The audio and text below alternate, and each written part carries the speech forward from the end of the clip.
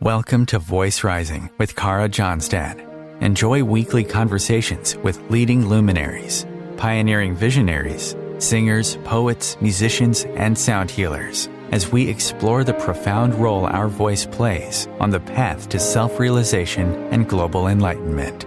The internationally acclaimed singer, composer, author, healer, recording artist, voice expert, creator of Voice Your Essence, and founder of the School of Voice, Kara Johnstad uses her extraordinary spiritual gifts to empower others. Everything in this world vibrates. Everything has a frequency. A pioneer in the field of voice work and transformational songwriting. Her breakthrough methods are helping thousands of people worldwide fine-tune their body-mind-spirit system and unlock the energetic frequencies of limitless creativity, health, and abundance. Share your voice, ask your questions, join in the conversation.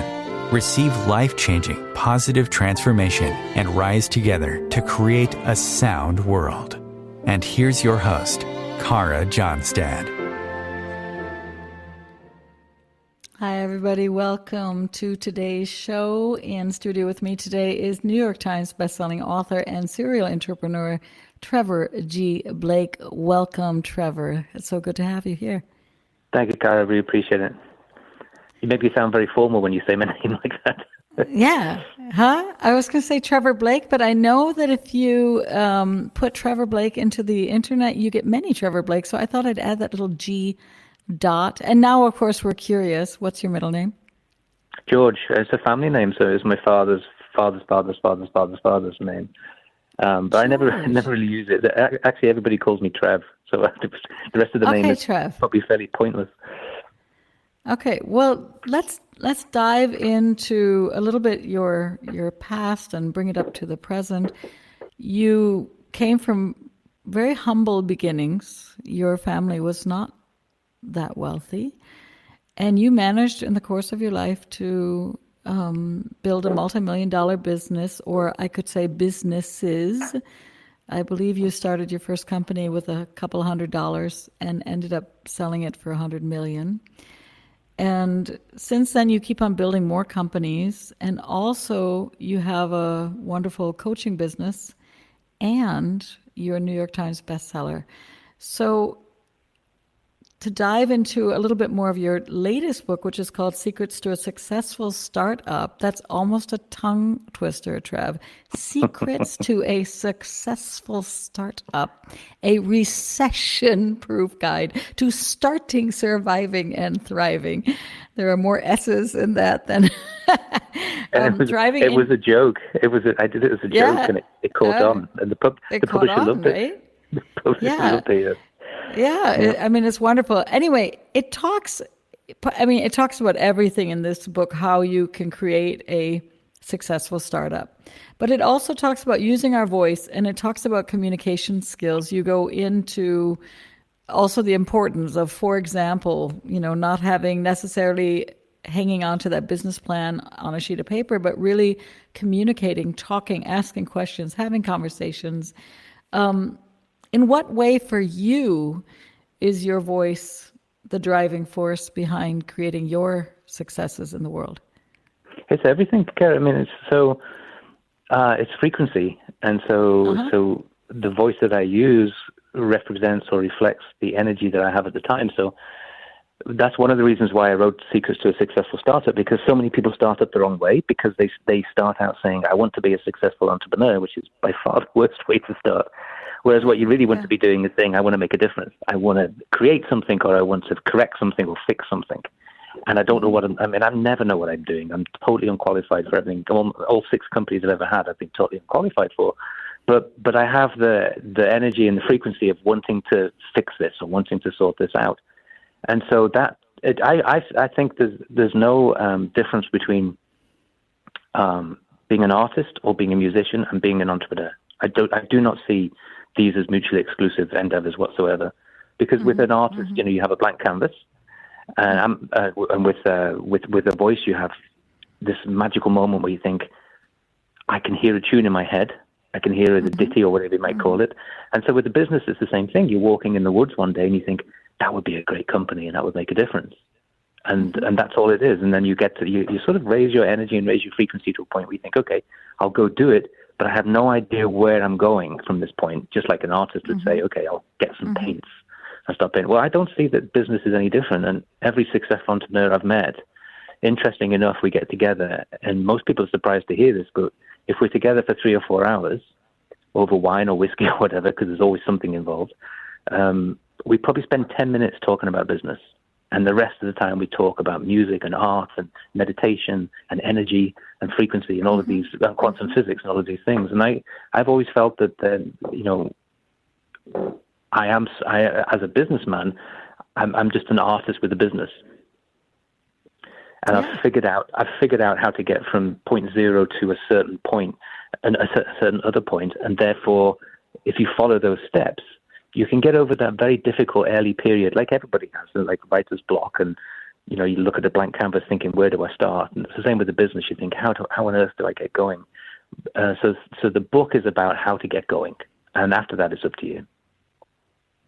Yeah, and we have to realize, if we have that metaphor with life, I mean, all birth is a messy process, right? I think people don't realize that the most difficult time is probably that beginning time. You have a great idea, but how do you implement? How do you register your company? How do you find investors? I mean, how do you do all those complicated things? And then once you get those things settled in, you fill it with love and creativity and fun and inspiration. But those are the things you shouldn't be thinking about, and that's one of my points, because that's a bit like saying, okay, I already know what the final picture is going to look like, or I already know what the final song's going to look like, and you might have a hint, but you don't really know, and it evolves as you get involved in the process of creation.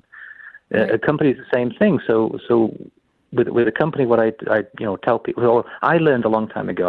I was lucky enough to have dinner with a genius businessman called George Rothman. And he had built 2 brilliant biotech companies that have made a huge impact in the world, Amgen and ICOS. And together, the combined value when he left this mortal coil was probably about 90 billion. And he started as a pharmacist, so he had no previous entrepreneurial skill, no family connections, no access to capital. I think he just had a vision, and so he set out and did this amazing thing. And I was very lucky to be invited to have dinner with him and his wife one time. This is in probably 2001 or 2002. And I was quite arrogant, and I was waxing lyrical about my brilliant idea for a different way of doing a pharmaceutical company structure. And he put his hand up, and I think I was giving him indigestion, actually. He put his hand up and said, Trevor, you don't know what business you're in until you get in the business. You just start, and it figures itself out. And he didn't say you'll figure it out. He said it figures it out. And it was the best business advice I ever got. And that's all I've ever done, is just like, I've got an idea. Okay, I'll start tomorrow. Yeah, that's true. That's true.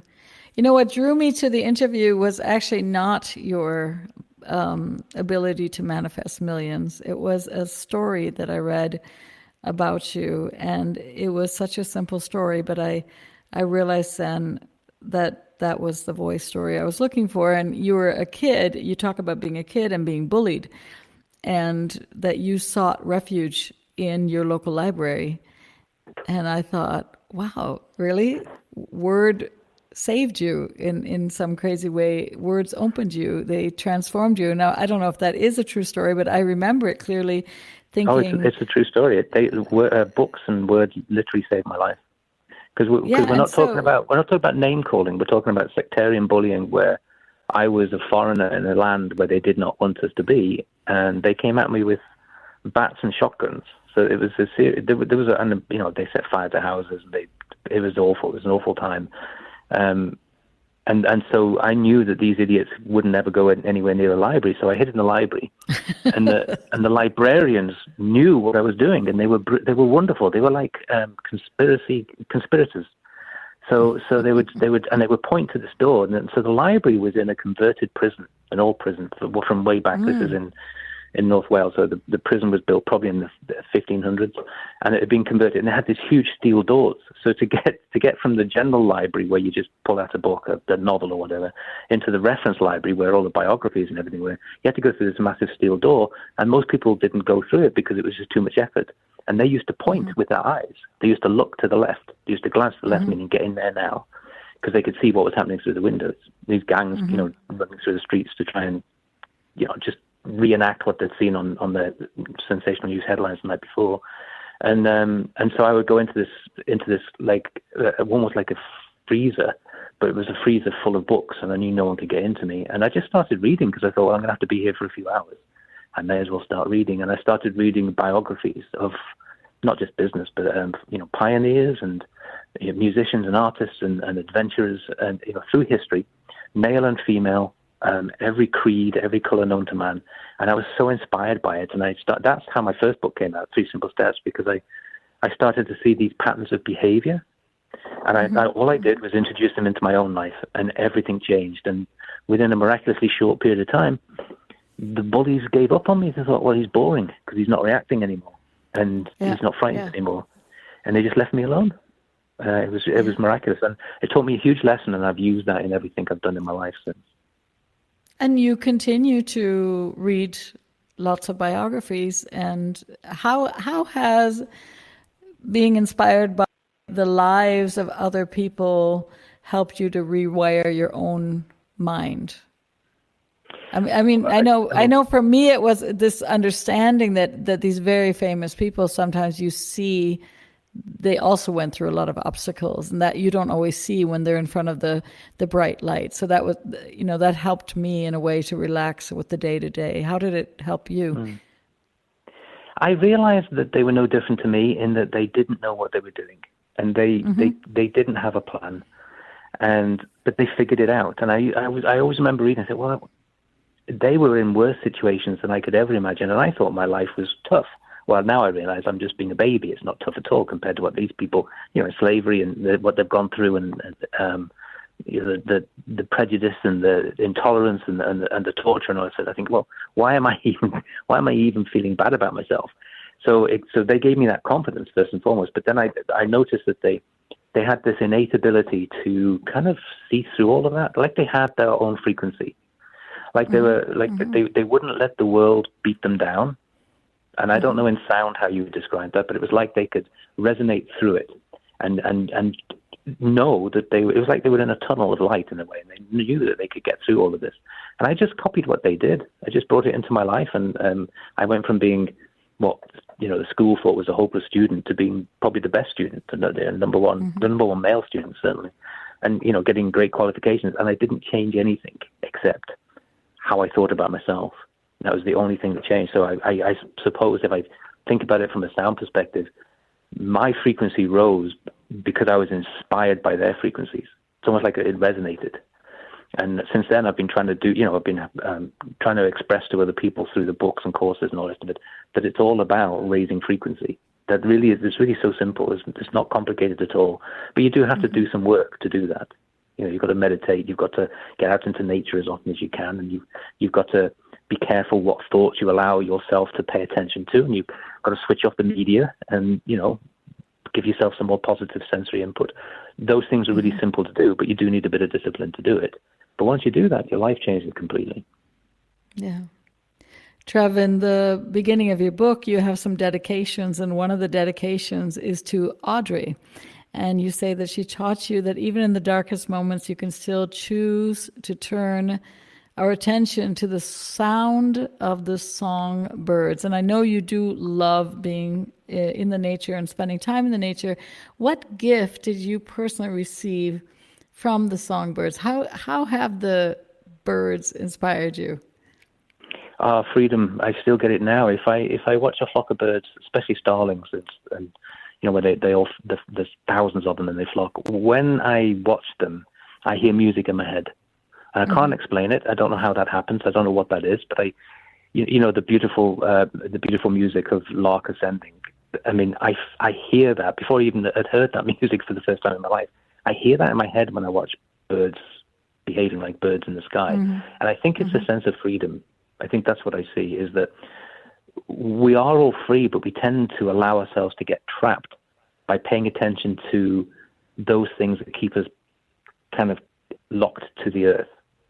So we watch terrifying headlines on the news, and we worry about economies, and we worry about viruses and all these kind of things. And these things always pass. They happen. They're part of our experience as human beings, three-dimensional, five-sensory beings. We're going to experience all this stuff. Some of it will be sad and some of it will be happy. But when I look at birds in the sky and when I listen to their songs, it always made me feel free somehow, like there's always hope, you know. Yeah, it's so true. They're great inspirations for me too, and I love how I learned a lot also through leadership through birds, because they tend to not put all the weight on that leading person. You know, that they have sayings that sometimes when they're traveling far distances, one will go in front, and then when he tires or she tires, they go behind, and then the next one, you know, so they carry each other across great distances. And that's always, the freedom is amazing, but that's also inspired me, this idea that as a community, we're better off in relationship and relating to each other. And I totally get that. Well, let's go a little bit earlier into our break so that we have time for some deeper questions when we get back. So we're going to take a very short break for the sponsors, and then we're going to be back in a couple of minutes with Trevor G. Blake.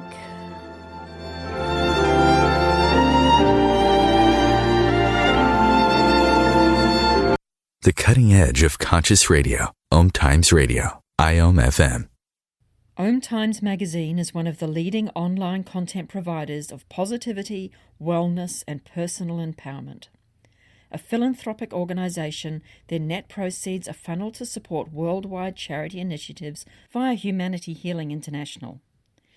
Through their commitment to creating community and providing conscious content, they aspire to uplift humanity on a global scale. Connect at omtimes.com. OMTimes, creating a more conscious lifestyle. With happy clients all over the world, Kara Johnstad knows that your voice is the missing link to more authenticity, abundance, creativity, and health. An internationally acclaimed voice expert, Kara's breakthrough methods have helped thousands of people successfully heal their voice wounds and extinguish the story of self-doubt and shyness forever. Join in group trainings, attend online sessions, schedule one-on-one time, and invite Kara to work with your organization and community. Get started today. Go to www.karajohnstad.com and receive a special guided meditation designed to fine-tune your inner voice and welcome you on the voice journey. This is Kathy Beal, host of Celestial Compass, featuring astrology you can use. Celestial Compass points you to what's going on in the sky and what you can do with it down here on Earth. We also explore fun, effective, and cosmic tools for navigating this adventure we call life. Join me the first and third Monday of the month at 5 p.m. Eastern Time for Celestial Compass. It's enlightening, entertaining, and empowering. Coping-19, brought to you by CDC and the Ad Council. If you're feeling increasingly lonely right now, you're not alone. It's totally normal. Even though we may not be able to get together in person, connecting virtually with friends and family still gives you a chance to interact with people and may help raise your spirits. Join a virtual book club, set up group text chats, or online video coffee breaks with coworkers. Find more self-care and coping tips at coping-19.org.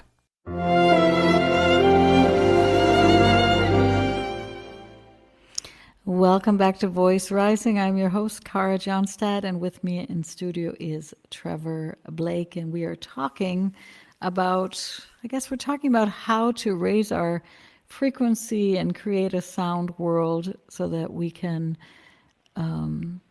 feel successful and feel healthy and feel well in the world. Trev, in 2018, the Global Entrepreneurship Center estimated that worldwide up to 472 million entrepreneurs were trying to start 350 million companies. I mean, that's kind of mind-blowing. That many people are tuning into their intuition, are following their desire, and trying to really tap into, I guess, living a bigger potential of who they are. And you talk about the law of attraction, but you also talk about that you don't use it. And that is pretty mind-blowing for any of us who have been in business for a long time because the law of attraction was out there. Everyone was like, oh, you need to know the law of attraction. I actually didn't. I didn't buy into it really that much myself either. But you talk about that you follow the laws of energy. So explain to us, what's the difference for you between the law of attraction with millions of following, but obviously not that many have gotten it fulfilled, because we don't have millions of billionaires. We just have 1% of this world. And the laws of energy, and what drives you, and how do you create that high frequency, high vibrational living? Well, I know, when I stand up and I say I don't like the way the law of attraction is taught, I'm not saying that I don't believe in the law of attraction, because there is an ability to attract good things to you, but it's not through sitting in a chair and having positive thoughts. That's just nonsense. But there is a way to work with energy. I call it a playing, like Alan Watts used to say, a playing of energy. So all the world's energy, we can't deny it. It's a verifiable fact. It makes no difference whether you believe in it or don't believe in it. It's still going to be there. All the world's energy, dancing or jiggling vibrational strings of energy. And so if you can figure out a way to interact with that energy in a different way than the way you have been, then you're probably going to change your life for the better or the worse. So if you can figure out ways to interact with energy in a way that's going to give you better outcomes, then you're going to have an amazing time. You're going to have a life of joy. And that's all it is. So I follow the laws of energy. I'm never against anything. So because if you're against something, you get more of what you're against. So fear begets fear. So I'm not against the law of attraction. What I'm against is the way that it's perceived and taught by people who do not have the slightest ounce of scientific knowledge. Yeah. And so the two classic examples are Napoleon Hill's Think and Grow Rich and The Secret by Rhonda Byrne. And I've got nothing against Napoleon Hill or Rhonda Byrne, but I like facts. I'm a scientist. I'm a physicist. I have my first degrees in radiation physics and nuclear medicine. So I like to know how things work. And so when I look at these people, I look at their background and I say, okay, Napoleon Hill tried and failed at 25 businesses. He wrote a book on how to get your soulmate and keep her the day that the divorce papers came through. It got launched. And I'm thinking, well, this really is, where's the value in this? Because I want to believe what he says. I want to believe that when he says what the mind can conceive and believe and emotively act upon, it can achieve. I want to believe that because it sounds so easy. But it's not based on any scientific evidence whatsoever. And he died poor. He died, unfortunately for him, he died penniless. A lot of people don't know that. But his book sold 70 million copies. And I think perhaps the attraction is that this seems so simple and so easy. And all I have to do is think positively and life will give me what I want. It doesn't work that way. You have to do some work in order to change things. Rhonda Byrne, got a second mortgage, maxed out her credit cards in order to push the video The Secret at the time when the internet was just booming. It was just, no one knew what the word viral meant, and she was one of the first viral videos. And I don't see how that is law of attraction. I don't see how that is sitting in a chair and thinking positive thoughts and waiting things to come to you. That was putting yourself into massive debt that's incredibly stressful, and I wouldn't recommend that to anybody. And then she got mired in plagiarism lawsuits, $300 million that went on for 12 years. And I'm not against either person. I'm not against either situation. I just think it's false teaching. And I know it's heresy, and people will give me a really hard time because everyone loves the law of attraction. But I challenge everybody. The concept is that if you follow either of these books or both of these books, that you can have untold riches and a life of dreams. And yet in the world today of 7 billion people, there are only 2,755 billionaires. How come there's not 10 million billionaires? There should be, shouldn't there? If it's true. And there's a lot I say it doesn't of add really, up. yeah, and I think there's a lot of really, really good, positive, kind people that are going through some really heavy things in their lives, right? And so I think that's like where people also, they almost feel guilty because here they've been thinking positive, and then they get a diagnosis or a hurricane comes and, and that's not fair. And then instead of being able to, I don't know, relax and say, or not even relax, but say, that's part of being human, like you said. I mean, we talked about this before the show. That you lived as a young kid, and that you guys were burglarized. Suddenly, they're feeling guilty that maybe they didn't think positive enough, or long enough, or meditate long enough. Instead of realizing that there are many different laws that are working in harmony with each other. right? And what you're saying, I totally think, agree. yeah. Totally agree. I totally agree with that. Go on. Go on. No, I totally agree with you, because people put so much stress on their shoulders. They think I must have done something wrong. Yeah. If my life hasn't turned out as a dream I thought it was going to be when I was 5 years old, it must be my fault, and it's not. Yeah. It never is. Yeah. It never is. Yeah. It's just. But if you can figure out, you don't have to become a saint. And I am as. This is why I say that what I do is authentic, and hopefully people. I always tell people, check out my background. Why would you buy a book or pay for a course without checking out the background of the author or the teacher, just because they say they're a New York Times bestseller? You can buy New York Times bestseller status. It costs you $50,000 to $100,000, and the big companies do it all the time. The big books come out and it's a New York Times bestseller, and everybody says it must be good because it's got that stamp of approval. It's charlatanism, and so check out the background of the author. Has this author achieved any kind of success before they've written about what success is about? And unfortunately, with Napoleon Hill and Rhonda Byrne, the evidence would suggest that no, they hadn't. And therefore, you've got to, even though what they might be talking about has some value, you've got to have that question of authenticity. And so if you can find myself or somebody else who has this authentic story that says, okay, I am only successful because I used these tools and techniques. Look what happened. Therefore, why don't you use these tools and techniques? It gives it kind of a raised level of validation, if you like, or something like that. So then okay, now if I do this, if I apply this to myself, I can have some success. But the key thing is that you don't have to become a saint. All you have to do is make little changes in the way that you think and the way that you talk. Tiny changes, a few times a day, and it changes everything. And how do I know? Because that's all I do. Because I have the same hang-ups as everybody. I have the same self-doubts as everybody. I question everything. I'm over-analytical. I can be negative. I can be complaining. I can do all the things that everybody else does.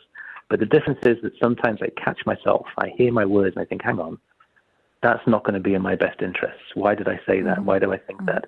And then I reframe it, and I step back, and I play little, what I call mini mind movies. If you want to know what a mini mind movie is, you can go to my website, trevorgblake.com. And so mini mind movies just kind of, every time I feel like I've knocked myself back or felt like somebody else has knocked me back, I play this little mind movie of me living in the world of success as it's already happened, and I feel it. That's the only difference between me and anybody else, and that gives you all the different outcomes in life. Not that life is perfect, but you don't want it to be perfect. It would be boring if it was perfect.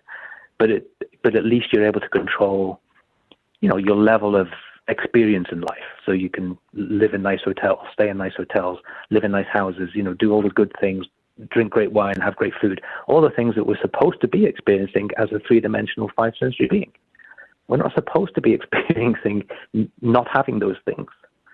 And so that's all it is. You just have to make little changes, but be aware of the process. And it's all very scientific. And it's all quantum physics, of course. And be aware of the process, which helps because you understand why this is working. And just catch yourself every now and again. And the worst thing people do to themselves is blame themselves for their lives and the way they feel. You have to take that pressure off yourself and just say, I did the best. This is one of the techniques we use. You look in the mirror and you say, I did the best I could with the information I had at hand at the time. Yeah. And then you say, I am. And you say, I am Trevor Blake. And then you fill in the blank, like I am a billionaire, or I am an artist, or I am whatever. And that's all it is. It's just it's kind of reframing the negative thoughts we've just had in a different way. Well, you talked also about resonance, and that's something I know very well as a musician and as a singer. And I remember it took me a while to understand that it's not only on stage or in the orchestra that it's important, but it's really a very important business and life concept, because most people, they don't feel resonance in a certain place, but they continue to dig or push, meaning, somebody gives them a bad review and then they spend the next 10 days worrying about it, or instead of go where it's resonant. I mean, I say go where you feel resonance, go where you feel the energy coming back to you, go where you feel the good vibes happening, right? I mean, for me, it's like that. It's like, just follow that resonance. You talk about starting your day in a ritualistic manner, that's one of the things, rituals that they do create deep habit. So how do you start your day, or what tips and tricks would you have for people to maybe not just get up and grab a coffee and go out the door, but really set that time, that very precious time in the morning, for a mini ritual? I think it's critical for how we the way that they. So I work in a backwards time. So time's an illusion. So I will work backwards. So I will know that this day has gone well, but I'll set it up so that I know it's gone well. And this is a trick I learned from reading all of the studies on what are the common habits and behaviors of successful people. And there's loads of books out like that about that, and they're all good books. They're all kind of academic, but they all say the same thing. And once you've read 2 or 3, you think, I don't need to read anymore. I've got the message now. And the message is that successful people do not, turn over on their sides and say, "Oh, just give me 10 more minutes," and they don't immediately get out of bed and start reading their text and filling their heads full of, "Oh my God, I can't believe that person just said that to me. What do they mean by that?" So everyone has this kind of, so successful people have a kind of ritual, and what they do is they treat themselves to their own time for a period of time in the morning to set their day up. And it could be an hour, or I have a 2-hour period. Some people have 3 hours. And so the immediate moment that I open my eyes, the moment I'm awake, I give myself what I call a reverse time affirmation. It sounds all very new age and all that, but it is what it says, because time is an illusion. So I will say, today went brilliantly and I achieved whatever it was, whatever I think I want to achieve that day. So it's already happened. And then I jump out of bed, literally jump out of bed. You don't crawl out of bed feeling, "Oh, I wish I could have 10 more minutes." I jump out of bed, and what that does is, this is all scientific, it's not new age. So what that does is it sends fantastic hormones coursing through your body. It gets rid of all those sleepy hormones that you don't want. So it gets rid of all the fear from the bad dreams, the cortisol, and it replaces it with wonderful hormones like serotonin. And you're immediately alive. And then I go into the bathroom. I've been doing this for 30 years now. Go into the bathroom, look at myself in the mirror. Doesn't matter whether I like myself, doesn't matter whether I don't like myself, doesn't matter whether I made a fool of myself last night or whether today's going to be, I thought it was going to be a difficult day. I will look in the mirror and I will tell myself that I am, and I will fill in the blank. So if you are, a starving writer, you would say, "I am a best-selling and New York Times best-selling author." And it raises your vibration. And it can't help but raise your vibration. There's nothing else can happen, but it raises you up. And you end up sort of on a high. And so when you're on this little high, which it's taken me 10 times longer to talk about it than to actually do it.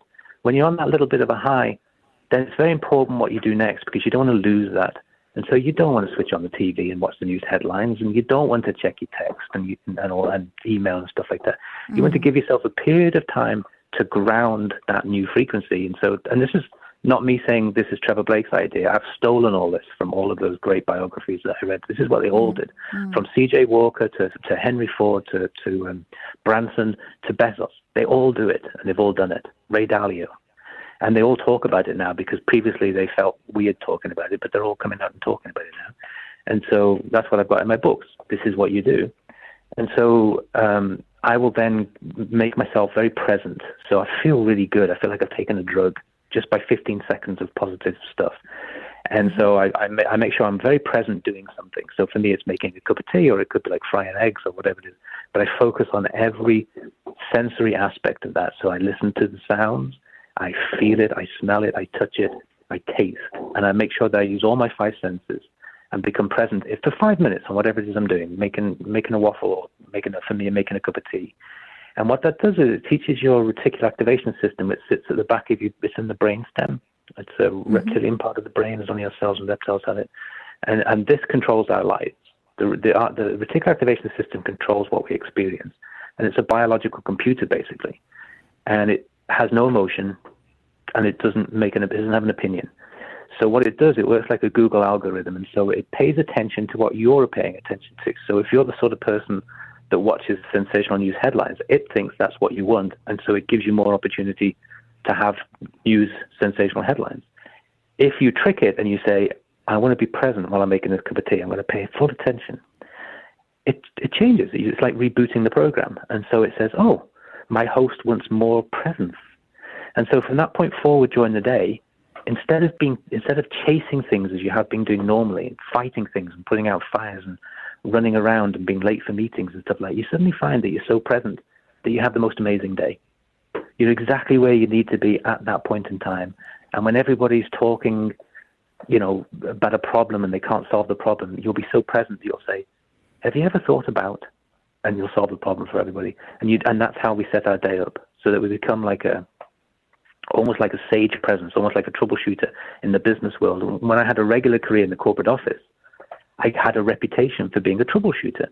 And people from all different functions that I had no experience in whatsoever would call me in to sit on the meetings, because I had this reputation for being able to see through all the minutiae of the detail and find the key issue and make a suggestion. And I always used to make it the same way. I say, look, I don't really know what I'm doing and I don't understand all this, but it seems to me that, and I'd make a comment. And I built a whole career on that. And it was all because I started my day in this specific way of putting myself in a positive frequency, and then in the presence, being present. And then the rest of the day just kind of happened naturally. And it all sounds, when I describe it, and sometimes I can't believe that I'm talking about this stuff, because the way I grew up and who I am, but I find myself talking about it all the time today, because I think we live in the energy is changing, and I think people are ready to hear this now. They understand it, they feel it, and they say, that makes sense, because when I'm present, my life goes so much better than when I'm rushing around. Yeah, and we've had a year and a half of a lot of lockdown for us to choose if we want to slow it down and be more present, or if we want to contract or struggle with it, right? But for me, it's been a great gift to realize that business can continue to grow and life continues to go on, and we can do it at a slower, calmer pace, at least over here on this side. And it's been a fascinating thing, because I think before the lockdowns that we've experienced in Europe, at least, there was a lot of rushing, grabbing, whatever. Suddenly all the shops were closed. It didn't make any sense. It didn't make any sense to buy a new shirt necessarily, because there was no place to go. So you just relaxed. You relaxed and you started becoming more present and taking more walks, and even more walks. And we're going to take a small station break, and we're going to be back and continue our exploration on frequency and business, the voice.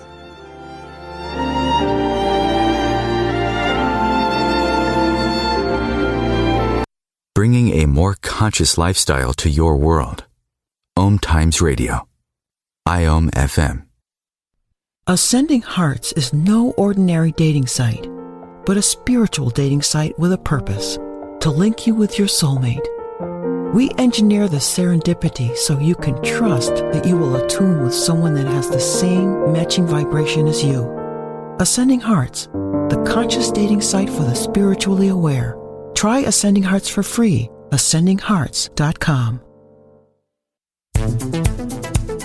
My name is Victor Furman. Some call me The Voice. I've always been fascinated with human nature, spirituality, science, and the crossroads at which they meet. Join me Wednesdays at 8 p.m. Eastern on OMTimes Radio, and we'll explore these topics and so much more on Destination Unlimited. The United States has the highest rate of incarceration in the world. At the Equal Justice Initiative, we believe mass incarceration has to end. There is this presumption of dangerousness and guilt that gets assigned to Black and brown people. We have to confront our history of racial injustice and commit to a new era of truth. There's something better waiting for us, something that feels more like freedom. Truth can inspire change. Please learn more at eji.org.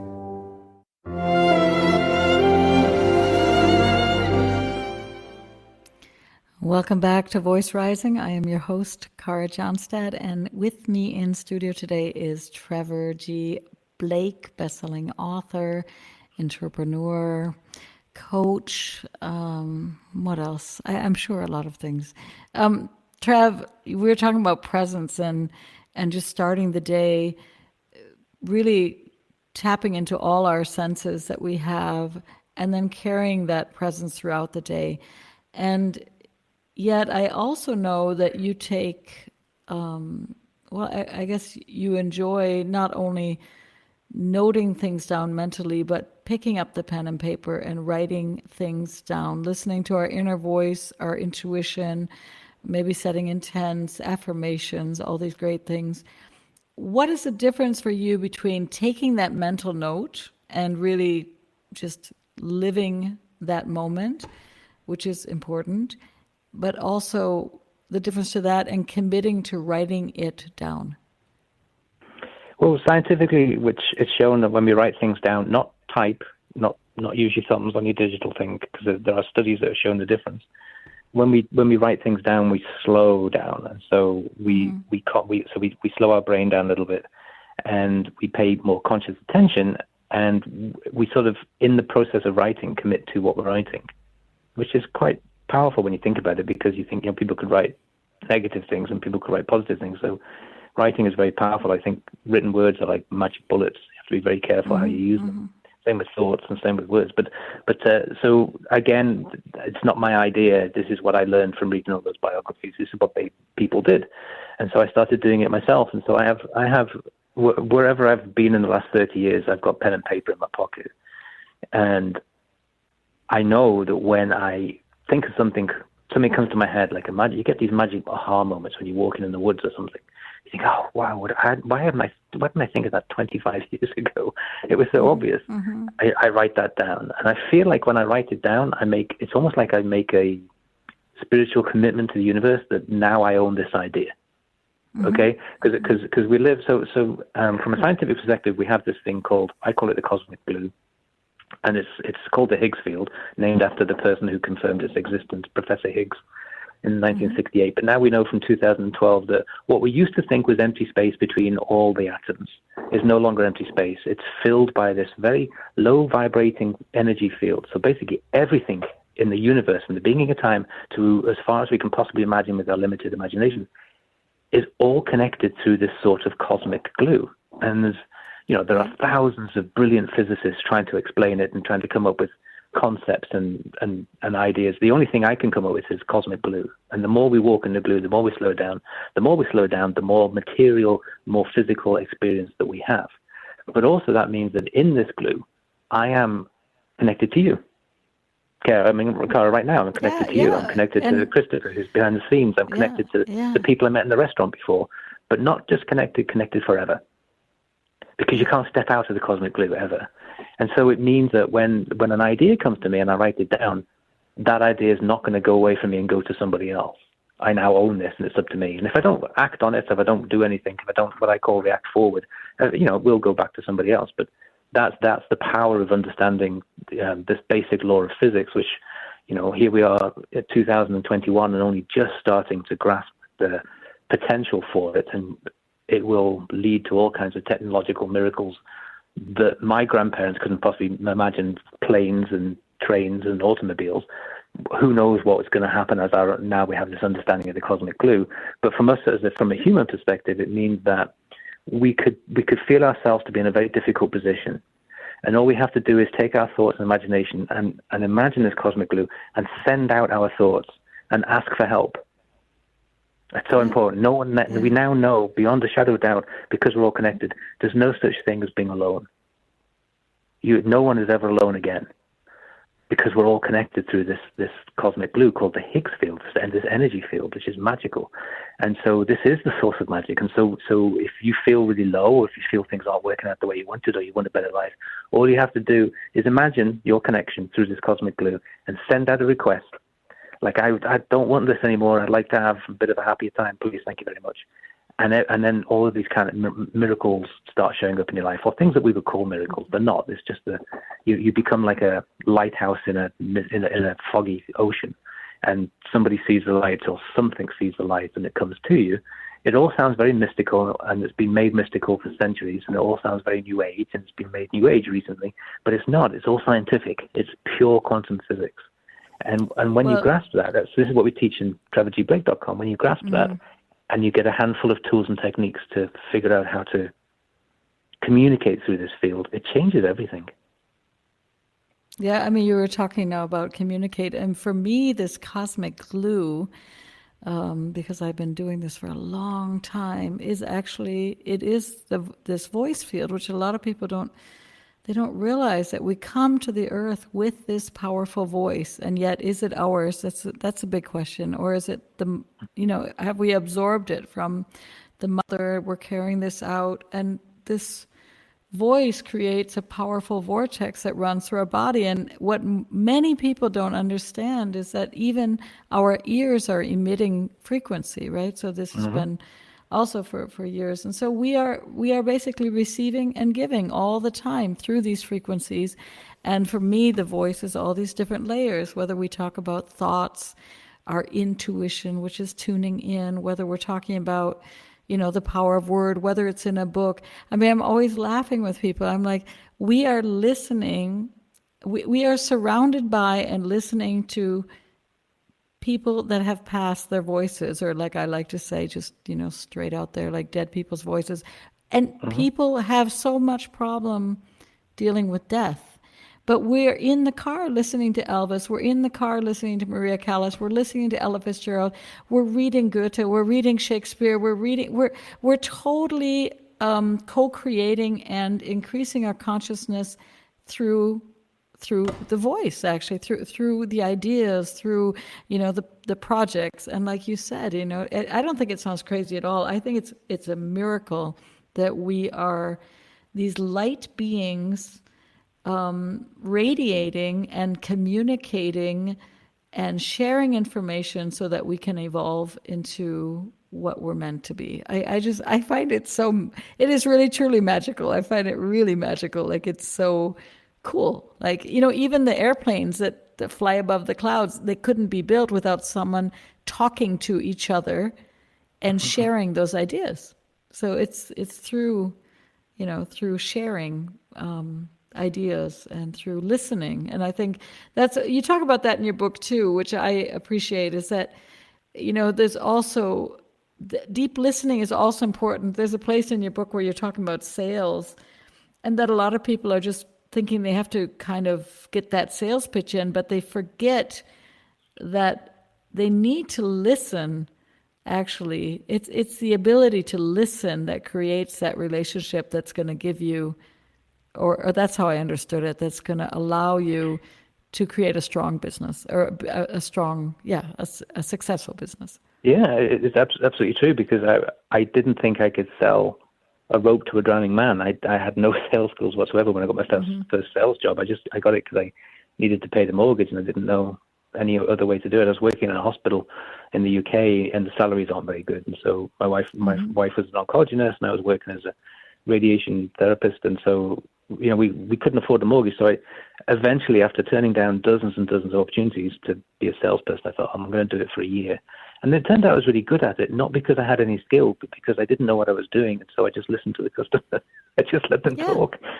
And they told me what the problems were. And I was thinking, well, maybe what I have in my bag can solve that problem. But if it can't, I know someone who can. And so I just went about trying to help solve people's problems. And I honestly, it's people don't believe it when they read it, but every word is true. I went from trainee sales rep to national sales manager in a different company. So I switched from one company to another company in 4 years.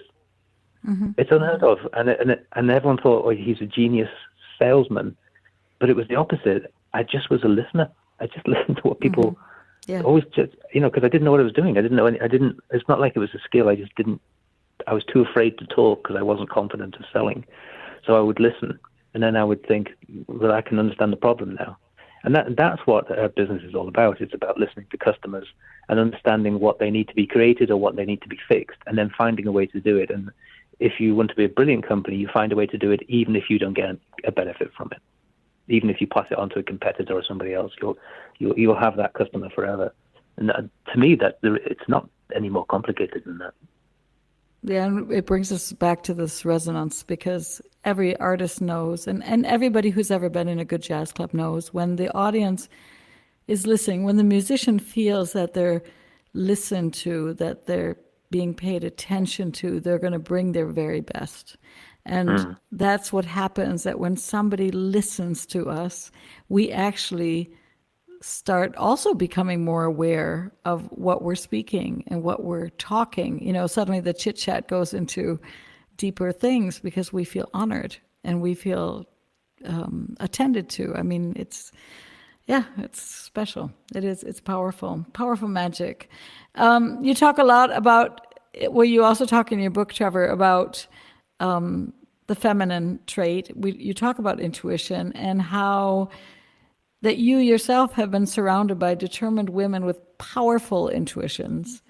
And how has that shaped you, and how I don't actually like this whole male-female thing, because I think men have feminine qualities and women have masculine, and in the end we're all, again, in harmony and balance. But there is an idea that intuition is not as powerful as the intellect often when we go through school.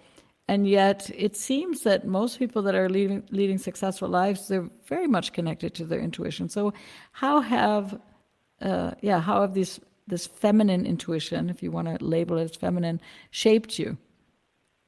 Well, I don't think like you. I don't think intuition is wholly feminine. I think there's different types of energy, and so it's hard to have discussions about energy and not get into a gender discussion, because we give everything labels because we've lost the power of telepathy. So we have to have conversation, and so we say there's masculine energy and female energy, but we all have both. The only thing that separates us from the only thing that makes you female and makes me male is an XY chromosome. It's the only difference. But we're products of our environment. So I become more male and focus more on my analytical abilities, and my sister becomes more female and she focuses more on her intuition, or my wife or my mother or whatever. And so I saw that at a very early age, because my mum was given 6 months to live when I was only 7, and I saw this power in her. She just knew that that's not going to happen. She wasn't going to die in 6 months' time. I saw it in her eyes, that meaning of indefatigable. I'll never forget it. So whenever I think that I've got a problem, which is never a problem compared to that, I remember that look in her eyes, and it inspires me to think, oh, I'll figure this one out. And but she had tremendous intuition. So I was there one day when she told the doctor, "I'm sorry, young man, you've got that wrong. You're going to have to do better, because I'm not dying. I'll decide when I'm going to die, and I'm not dying till my kids grow up." So I was very, very blessed and very lucky to be around that. And I was only around that because we were poor, because we didn't have a car, and I had to go to the hospital with her. So that's how there's sometimes a blessing in everything. Then she introduced me to my wife, because my wife was her chemotherapy nurse, and we fell madly in love, the love at first sight. We were together 40 years until, unfortunately, I'll say she died, because that's the word that people use and they don't like it. She died last year in December. She's very much present. She had a tremendous sense of humor, and she's playing pranks on me all the time. So she's very much present in my life right now, and we're building this psychic bridge together, which is a whole new adventure, the whole new story and a whole new show, I guess. But she had tremendous intuition as well. And I made the mistake when in my marriage in the early days, when I thought I was in charge, and I would go against her intuition, and it really cost me financially and emotionally and energetically. And they just had this tremendous intuition. And so I was fascinated by it, and I wanted to improve my intuition. And I think, so I have tools and techniques that people can use to improve their intuition. And I think, having practiced for 30 years, I might have reached the maximum height of 10% of their intuition. And I think that's good. I think I'm happy with that, because they just had this innate ability to know things. And every now and again, I just know something, even though it's crazy, and everyone else says it's crazy. I intuitively know that this is the right thing. All the best decisions I've made in business have been intuition. It's gone against the current of the thinking. It's gone against what people say should happen. I just say no. To put it in simple terms, the whole world is saying that this should be painted red, and I'm saying no, I'm going with blue, and blue turns out to be the winner.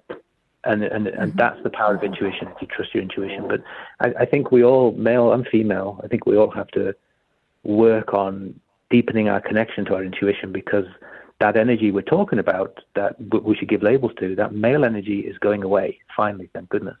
And it's being replaced by this more spinning, fast spiraling, what we call feminine energy, which is where everything is changing so dramatically and so quickly. It's like a tornado. And the problem with the tornado is, if you're inside the tornado, you're in it. And if you're not inside the tornado, you're out. With male energy, it's kind of like a linear ruler thing. So you can be in and out and in and out and in and out. The world is changing. We call it the great age of transformation. And so I think developing stronger connections to your intuition is going to be very important going forward, particularly, well, in every aspect of life, but I see it a lot in business. Perhaps finding the still point in the middle of that tornado energy, right? Trevor, it's been really so much fun, actually. It's fun to have you on the show today. For everybody out there, check out his work, Trevor G. Blake. That's G for George, trevorgblake.com. And I think that you do have some courses and some programs, and and I think everybody senses that you do walk your talk. And so I thank you for being with me here at Voice Rising today. It's my pleasure. My books and courses are all for charity, so every cent of every proceed that comes my way goes to cancer research and development. Thank you. Thank you so much. Take care. Thank you.